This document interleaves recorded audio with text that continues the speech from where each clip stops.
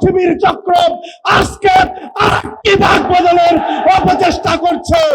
আমরা কোনোভাবেই বাংলাদেশে এমন কোন মব সন্ত্রাসকে সুযোগ দিব না। আজকে ঠিক 1 বছর পরে যখন আমরা বাক বদলের সেই দিন উদযাপন করছি, সেই সময়ে বাংলাদেশে একটি চক্র আবারও একটি বাক বদলের হীন প্রচেষ্টায় লিপ্ত রয়েছে।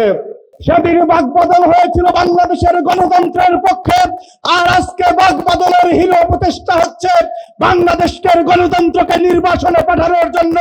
বাংলাদেশের সাধারণ মানুষ 14, 18 এবং 24-এ ভোটাধিকার বঞ্চিত হয়েছিল, তাদের ভোটাধিকারকে চূড়ান্ত ভাবে কেড়ে নেওয়ার জন্য জন্মলগ্ন থেকে বাংলাদেশের বিরোধিতাকারী জামায়াত শিবির চক্র আজকে আরেকটি ভাগ বদলের অপচেষ্টা করছে। সুতরাং আমরা সেই বাক বদল হতে দেব না। জুলাইয়ে যেই প্রচন্ড ঐক্য নিয়ে দানবীয় স্বৈরাচারের বিরুদ্ধে সকল ছাত্র সংগঠন নেমে পড়েছিল।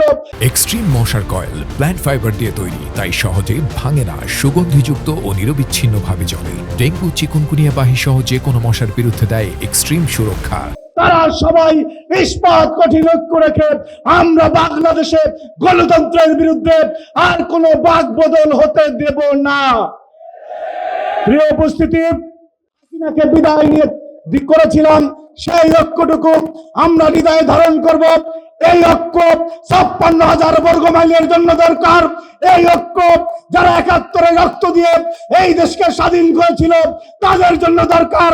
আমরা কোনোভাবেই বাংলাদেশে এমন কোন মব সন্ত্রাসকে সুযোগ দিব না, যেই মব সন্ত্রাসের মাধ্যমে একটি অরাজক পরিস্থিতি তৈরি করে বাংলাদেশের গণতান্ত্রিক ব্যবস্থা ডেমোক্রেসির পরিবর্তে মবক্রেসির দিকে চলে যায়।